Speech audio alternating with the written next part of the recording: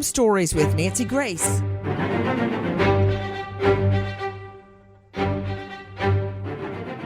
Talk about a mother and daughter act. I don't know what images that conjures up in your mind. Mother-daughter act. I bet it has nothing to do with the death of a 26-year-old young girl who's guilty of one thing. She wanted to look better. I'm Nancy Grace. This is Crime Stories. Thank you for being with us here at Fox Nation and Sirius XM 111. First of all, take a listen to our friends at ABC 7. Clarissa Rajpal, seen in a video posted on social media, undergoing butt augmentation. Rajpal had 2 procedures performed illegally at a home in Encino last September. She died after getting a 3rd procedure. Police say Liddy Adame and her daughter Alicia Gomez presented themselves as specialists. Both have been arrested on murder charges. These individuals have no medical training. They are not experienced, and they are putting people's lives and health at risk. Investigators suspect the women injected Rajpal with some substances used by qualified cosmetic physicians, but combined them with dangerous chemicals. They were mixing them with other chemicals and other substances that clearly are not appropriate for any kind of medical procedure that would be performed on a human. You know, sometimes I think I've heard it all. I've heard of mixing silicone with cement mix, sawdust, you name it, and that being injected into people's bodies as plastic surgery, a sure ticket straight to the morgue. With me, an all-star panel to make sense of what we know right now. But first, I want to go to special guest, Dr. Terry J. Dubrow, star of Botch, 7-Year Itch, on E! I mean, it goes on and on and on. I can't even put in all your qualifications. Dr. Terry Dubrow, thank you for being with us and taking time out of your schedule. Dr. Dubrow, what is happening?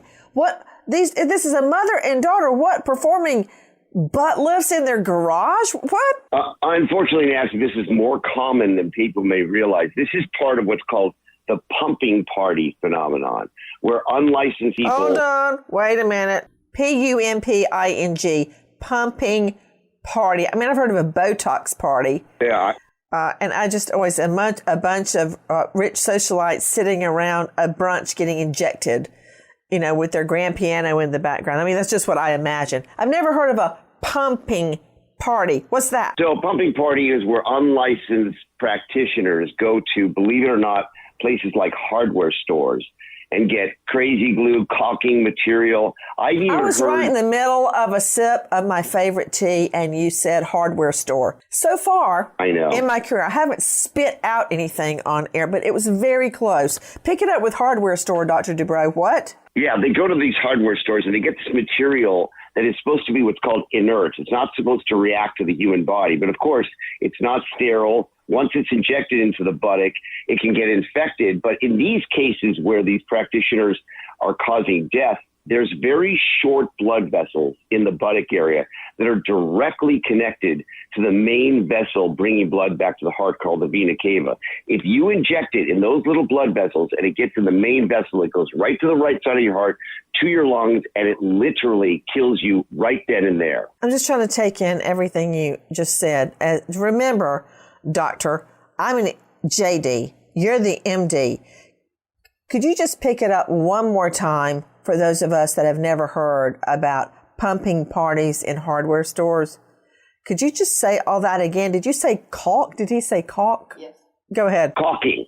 Okay, so these practitioners are trying to fill up people's buttocks to enhance their buttock. It's a buttock augmentation. So they go to a hardware store and they pick up these materials that are designed to be used during house construction. And a common one is glue or caulking materials, the material that you put between tiles in your bathroom, that sealant. Those are things they inject in the buttock to make the buttock bigger. Unfortunately, they can get into the main blood vessel that brings blood back to your heart. It clogs up the arteries that supply your lungs, and you essentially inject it directly into your lungs and death ensues. And it's actually more common than I think people realize. Dr. Dubrow joining me, star of Botch, 7-Year Itch on E, author of Dr. and Mrs. Guinea Pig Present, the only guide you'll ever need to the best anti-aging treatments. That's certainly a mouthful. Dr. Dubrow, I don't understand something. They didn't teach me this in criminal law. I thought when you inject anything, just say a shot, a vaccine, anything, I thought when you inject something into your body that it goes through all of your blood vessels, all over your body, that you can't differentiate between where it's going to go in this vein or not in the vein to your heart. I didn't know you could even differentiate that. Yes. I mean, if you think about when people get facial filler, these fillers are designed to be injected into the soft tissue. Absolutely.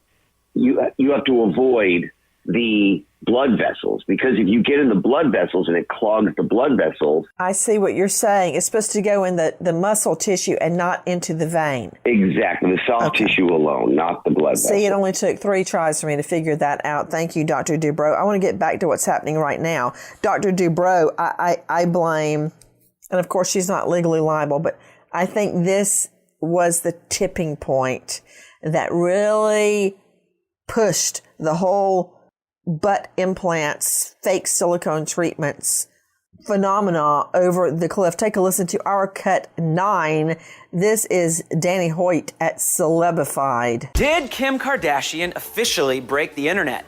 The infamous reality star took to her Instagram to share her provocative cover photos for Paper Magazine's 2014 winter issue, taken by famed French photographer Jean-Paul Gaudet.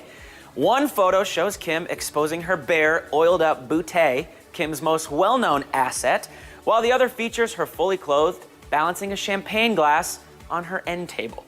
And they say I didn't have talent, Kim captioned. Try balancing a champagne glass on your ass, LOL. No thanks, Kimmy, I'm good. The racier cover has naturally spawned hundreds of butt-themed memes, so whether or not she broke the internet, she's certainly the butt of its jokes. What do you think of her Paper Magazine covers? High fashion or hot mess? But now, people are dying. To David Woodruff, you may know his name in legal circles. We all know his name. Denver trial lawyer who represented Emmeline Jinn's family. Another victim, very similar to Carissa in the case we're covering right now. David Woodruff, nothing has happened. It's all the same. And now we've got another dead body. It's unbelievable, Nancy. And the word spread around the world about Emmeline's death. And here we go. People continuing, as Dr. Dubrow points out, having parties to do this together. It's a real shame that the generation has gone this direction. And I played that from Kim Kardashian. It's certainly not Kim Kardashian's fault that people are going to pumping parties in hardware stores and having caulk that you put between bathroom tiles injected into their rear ends. But I can guarantee you one thing, David Woodruff, Kim Kardashian, Kim K didn't get her rear end injected in a hardware store. Obviously, these women had no interest in protecting the patient's safety at all, if you can call them patients. We're talking to Dr. Terry J. Dubrow, star of Botched and 7-Year Stitch on E, and David Woodruff, high-profile lawyer out of Denver who just represented the family of a young girl, Emmeline Jinn.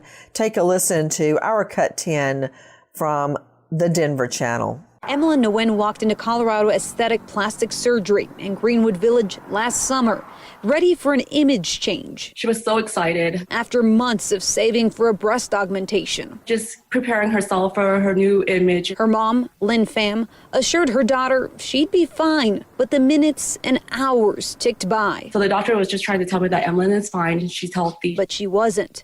Nguyen ended up in a coma, and after being rushed to the hospital, doctors say she suffered a severe brain injury. The family attorney. This should never happen. You know, I've got a question. How old was Emmeline, David Woodruff? Emmeline was 18 years old. She had just graduated from high school. Emmeline is dead, and we publicized it. We covered it. David Woodruff has been screaming it from the church spires and the top of the mountains, but yet now we have more deaths. Take a listen now to our friends at NBC4. He says Adame advertised on social media as La Tia, a usually endearing term in the Latino community, and that the procedure was done in a private residence in Encino, showing NBC4 the evidence he secured in a search warrant. These items can be transported to the private home. These are the bare necessities to perform these procedures, minus the heart monitors, the blood pressure, and any medical equipment for any contingencies for the likelihood of an emergency. They just didn't have those? They just didn't have them. No doctors do this. Board-certified Beverly Hills plastic surgeon Dr. A.J. Khalil says injecting liquefied silicone into the buttocks is not only illegal, it can be deformative at best, deadly at worst. Okay, Dr. Terry J. Dubrow joining me, star of Botched and 7-Year Stitch on E. But that's just a sideline. He is a board-certified plastic surgeon. Dr. Dubrow, did you hear that? Minus the heart equipment, the heart monitor, and all of the medical equipment you need in case something goes wrong. So basically minus everything you need for a procedure like this. Nancy, it's disgusting. But at the end of the day, they're not trained medical people anyway. They wouldn't even know what to do with the emergency equipment. It would be useless. At the end of the day, this is the practice of medicine without a license. It is extraordinarily dangerous. And unfortunately, this has been going on since the early 2000s. Deaths have occurred for the last 2 decades from illegal buttock injections. They get right into the blood vessels supplying the heart, and it's over. And there's no way to stop it. The reason it occurs is because people want it done.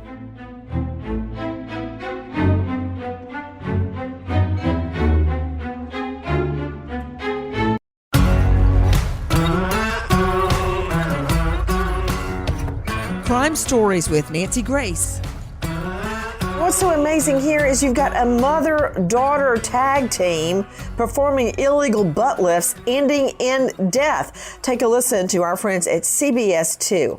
Detectives in Van Nuys say this mother-daughter duo performed an illegal butt lift procedure that killed 26-year-old Carissa Rajpal in October of 2019. And they tell us there may be other victims. These things are done by people with no training. There's no standards. There's no contingency if something goes wrong. According to investigators, 51-year-old Libby Adame and her daughter, 23-year-old Alicia Gallas, have been doing the procedures out of their home since at least 2012. Investigators say the women charged nearly $14,000 for 3 sessions. This is video of Rajpal's second one. She sent the clip to her mother in South Africa to ease her worries, but the 26-year-old died after her 3rd session. As a lot of our family members are, they're totally blindsided by this. The cause of death was silicone embolism in the heart, brain, and kidneys. What does that mean, silicone embolism, Dr. Dubrow? So an embolism means when you inject silicone directly into a blood vessel, and what it's called embolizes. It moves from that blood vessel to an organ and cuts off the blood supply to the organ. The most common cause of death is it cuts off the blood supply to the lungs, that you basically asphyxiate. You can't supply your arteries with oxygen anymore, and you die on the spot. The fascination of a mother-daughter tag team in this case, ending in the death of Carissa Rajpal. Joining me, crimeonline.com investigative reporter Nicole Parton. Nicole, thank you for being with us. What happened? So this mother-daughter duo advertised on social media, and they offer these cosmetic procedures at a fraction of the cost. So this beautiful young lady who contacts them is wanting to get this butt lift. That she sets up 3 sessions with them, and she has 2 of the sessions which go okay. That 3rd session, she all of a sudden has complications. As if things couldn't get any worse, the mother-daughter duo call 911, but then leave the scene, basically leaving her there to die. So when paramedics get to the home, they have no idea. They're unaware of the procedure that's happened. She dies in the emergency room with the attending physicians unaware that she has been injected with this household silicone. Had they stayed and at least let the authorities know what had happened, there may have been a chance of survival. But they fled the scene, not even telling anyone what had happened. Dr. Bethany, I don't get it. Who would walk into someone's home for a surgical procedure and have the procedure done on the kitchen table or at a hardware store? I mean, Who does that? Nancy, these women are believable, the ones who perform these injections. They have rationalized to themselves, this mother-daughter team, that they're helping society, that they are making money, that they are doing something even better than the plastic surgeons are doing. They are offering beauty procedures at a discounted rate. And this mother-daughter team, like other criminals, like other con artists, like other snake oil salesmen, they have told themselves this story so many times, it becomes a narrative. So when a young woman walks into their apartment, their house, their garage, they say it in such a believable way. Hey, we have these procedures. You don't have to go to the plastic surgeon and pay $15,000. You can pay us $3,500. And it is the same thing. They say it, and the victim, the person, the 18-year-old, the 26-year-old, wants to look beautiful and doesn't have the resources, and so they fall prey. And you know, it's not just 18-year-old and 26-year-olds. It's women all over the world who do not have financial resources.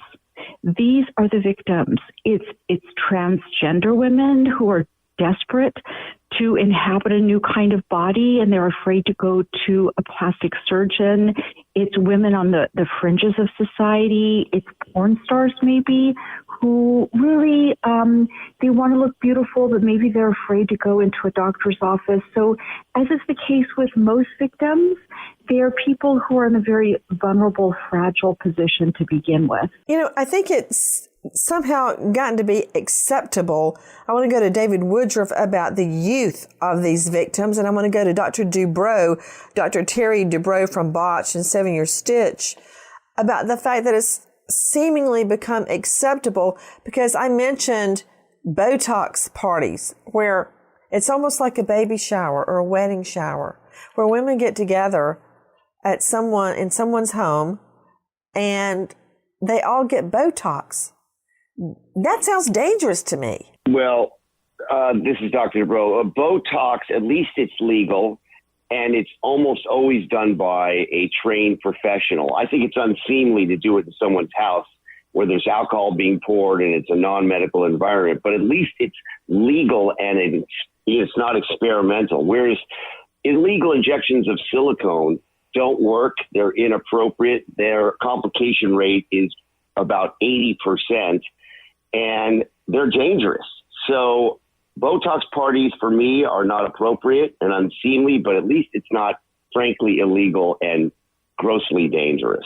You know, David Woodruff joining me, high-profile lawyer out of Denver, and I first became familiar with him with the case of a teen girl, Emlyn Nguyen, and she died after illegal surgery, botched plastic surgery, a teen girl. And now we see this girl, Carissa Rajpal, an aspiring actress, as Dr. Bethany was pointing out, that couldn't afford to go to a real doctor and have real plastic surgery. David Woodruff, I understand that these two, the mom and daughter, Libby Adame and Alicia, the daughter, advertised online, and they targeted people just like Carissa and reeled them in like fish. It's unbelievable, Nancy. And, you know, frankly, it's a failure not just by these two criminals, but by society for buying into this garage kind of procedure when we do have professionals, medical professionals like Dr. Dubrow, who are trained for a decade to do plastic surgery and do it safely in a safe environment. And for criminals like these two ladies to reel people in like fish and dangle a carrot over them that they can have a similar outcome for a small amount of money is disgusting, just like Dr. Dubrow points out. And it's reckless from a legal perspective. It is far beyond simply failing to use reasonable care. This is a reckless disregard for people's lives, and it's quite obvious to anyone that injecting silicone that you buy at Home Depot into a person's body is highly likely to kill them. Okay, wait a minute. David Woodruff, you just said silicone like you buy at Home Depot. What? I thought this was silicone, for instance, that people use to get breast implants or that they put in as facial fillers. Why did you just say silicone like you get at Home Depot? So the silicone implants, and Dr. Dubrow can talk a little bit about this, but the silicone implants that are used for breast augmentation are developed and approved by the FDA, and they contain a casing that prevents the silicone from being released into the bloodstream. These women were literally buying products like silicone caulking that you can use to fill your bathtub. Oh dear Lord, that's why you keep saying caulking. Yep, and they concoct this liquefied goo silicone and inject it. Yep, but goo, exactly, and they're injecting it into people's bodies and taking a chance that it's not going to absorb into the bloodstream, which in this poor young woman, it did, killing her instantly. Well, you just said that silicone breast implants are safe, but can't they rupture and the silicone actually seep into your body? So silicone can rupture, but it's a semi-solid silicone. It doesn't spread throughout the body when it ruptures. It stays locally, what's called encapsulated. But let me make one point very clear. There is no medical grade silicone that exists that's legal for even doctors to inject in the human body. It's not something we are allowed to do. In micro droplets, sometimes in the eye, rarely an ophthalmologist will use it. But there is no such thing as legal injectable silicone that doctors are allowed to use. I didn't know that. It's got to be, for instance, in one of those pouches like a breast implant? That's exactly right. It's got a silicone shell on the outside. Well, what is it that plastic surgeons inject into people's faces? What is that? I thought that was silicone. No, that's called hyaluronic acid, which is a naturally occurring substance. Okay, that sounds even worse. Well, no. How acid is naturally occurring substance? What? It's called hyaluronic acid. All of our cells have within them a substance called hyaluronic acid. It's actually the thing that keeps your joints lubricated. Okay, you know what, Dr. Dubrow? This is what I do when my children talk gibberish. I go, because I don't know what they're saying. Let me just the takeaway from this is that you cannot inject silicone into your body. It's got to be encapsulated in something like a breast implant. Let me just let that percolate before you start telling me about acid that is created normally. Yeah, can I jump in? Hey, wait a minute, Karen Smith. I have not forgotten you because I want to go to you after Dr. Bethany about mother-daughter, mother-child crimes. Okay, go ahead, Dr. Bethany. Okay, I have a friend, a colleague, a plastic surgeon. Man, you got a lot of friends, Dr. Bethany, because no matter what criminal case I cover, you either have a client, a patient, or a friend that somehow mirrors the crime. But okay, go ahead. Well, he removes polymers from victims who have been injected from around the world. He does this. It's sort of like a ministry, something he does to help out. And what is a polymer? A polymer, your doctors could describe it better who are on the show, but it's an illegally injected substance. And these polymers, they degrade over time. So he showed me the pictures, and they are horrible. These are women who have had their buttocks, their calves, their breasts injected, and these are mothers, these are wives, and they don't degrade quickly. It's like a slow drip towards death.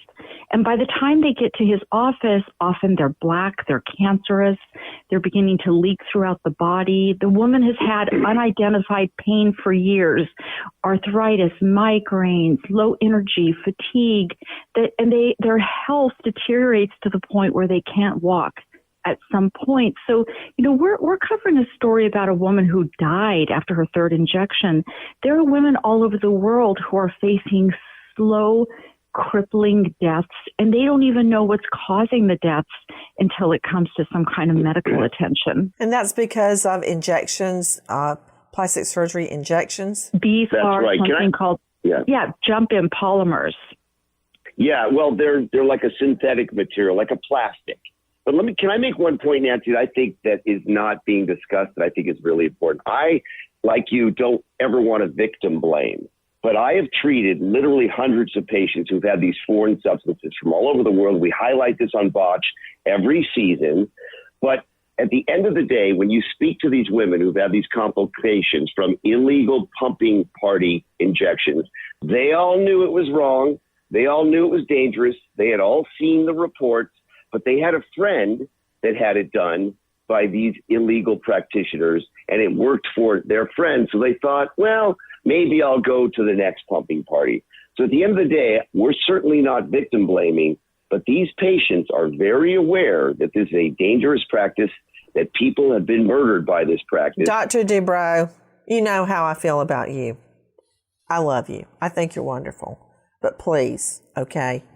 You could say that about drinking and driving. We all know it's wrong.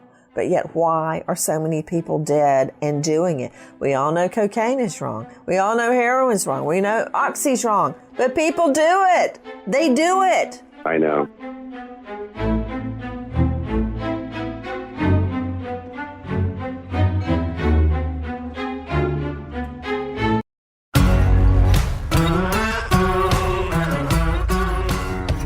Crime Stories with Nancy Grace. Karen Smith, help me out. With me, Karen L. Smith, forensic expert, lecturer, University of Florida, host of a hit series, Shattered Souls podcast, and you can find her at Karen's Forensic. Karen, the phenomena of a mother leading their child astray. I'm talking about mother-daughter, mother-son, tag teams in crime. The first time I saw it, and you and I have talked about this off air, as I recall, one day out in LA, the Sante Kimes case. Take a listen to Tom Hawley, News 3 LV. It was a sensational set of crimes that made national news in the late 90s. The con artist and murder team of Sante Kimes and her son Kenny. The two became household names when they were indicted on charges of kidnapping and killing an elderly New York socialite. 19 years earlier, Sante Kimes had been arrested in Las Vegas for both grand and petty larceny, even though she was married to a wealthy motel owner. Sante and her husband, Kenneth Sr., were arrested for enslaving illegal immigrant maids.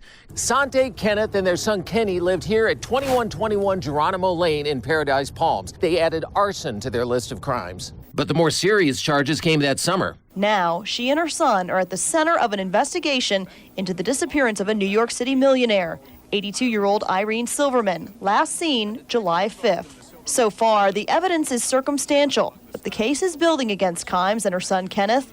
The two were arrested after Silverman's disappearance on a different charge. But mother and son were found guilty, and there was more. David Kasdan, his body found in a trash bin at the LA airport earlier this year. It's suspected he transferred ownership of this house over to the Kimes shortly before his death. That was a mother-son con team that ended up in multiple murders. And here you've got a mother-daughter con team that has ended up in at least one murder, and God only knows what else. What about it, Karen Smith? How often have you seen a mother, the one you should trust the most in the world, leading the child, the adult child, down the path of destruction? This is really unusual, Nancy, very unusual. You know, you have parents who will discount their child's criminal behavior, mitigate and say, it was a rough childhood or whatever like that. But to team up like that, that's something that's really unusual. And something I'd like to point out, this mother and daughter were taking cash only. No cash, no service. That's untraceable. And that's problematic for a few reasons. Obviously, they were doing it so they wouldn't, A, have to report taxes, B, they could be cash only so that their patients were untraceable. So now if there are more people, they have to self-report. They may be embarrassed. They may not want to come forward because, of social judgment.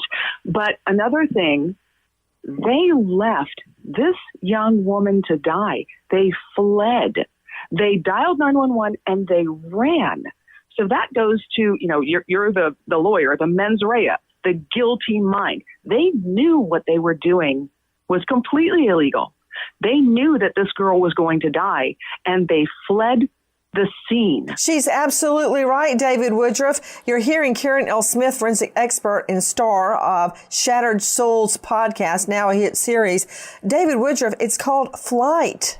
And while many judges are no longer allowed under the law to state it from the criminal code in jury instructions, it can still be argued to juries that, for instance, when I see a state patrolman come up behind me and I'm doing 70 mph, I may tap the brakes, but I don't take off running because that's called flight.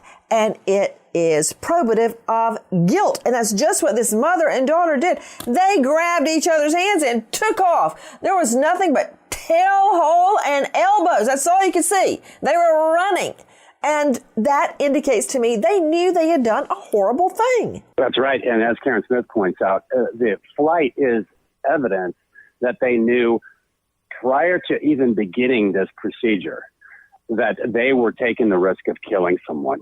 And everyone knows that if you want to kill somebody, injecting a silicone mix that you buy at Home Depot or at Walmart into their blood is a good way to do it. And that's why they fled, because they knew exactly what they'd done. And their friend was there. If you read the story, this young lady's friend was there watching as she started to go into respiratory cardiac arrest. And that's why they left, because he was screaming at them for help. And instead of calling 911, they fled. Nicole Parton joining me, investigative reporter of thecrimeonline.com. Were they actually videoing the process? So they were not videoing, but Carissa herself videoed, put a couple of images on her social media network. Right. When I said they, I meant Carissa and the friend. Yeah. Because this was like a big event for them. They had really no idea. Now, Dr. Dubrow says that people know it's wrong. I'm not sure that individuals this young and as young as Emmeline was before her death, yeah, they know that there is a risk, but I don't think they believe there's anything wrong with it. I don't believe they understand they could die.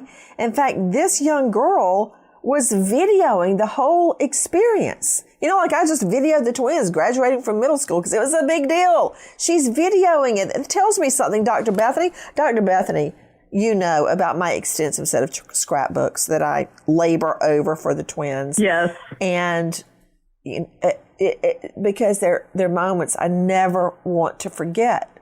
That is ringing. It's like an echo. This girl, Carissa, had her friend there, and they were videoing the whole thing because it was such a great event in her life. I think you can know and not know. Like the woman that goes on the dating site and the guy sounds a little creepy, and you think, well, probably shouldn't go out with him. You know what? I really want to find a husband. Maybe this time it'll be different. It's really rationalizing to yourself that something that you know deep in your core might not work out. Hey, maybe this time it'll be an exception. We all build narratives to justify to ourselves whatever it is we want to do or whatever it is we feel we need to do to make ourselves feel better. You know, we could call it disavowal, seeing something and not seeing it all at the same time. So I think the victim knows on the one hand and doesn't know on the other. And that's the sad part, is they disregard their own intuition. Guys, take a listen to our cut for our friend John Klimak at NBC4.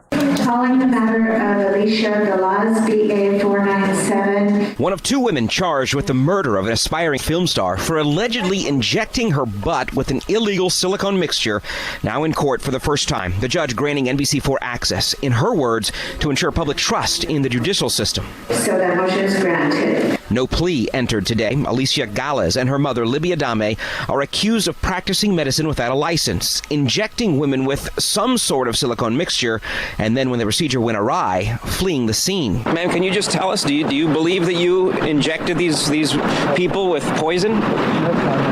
Did you want to at least defend yourself in any way? Anything at all?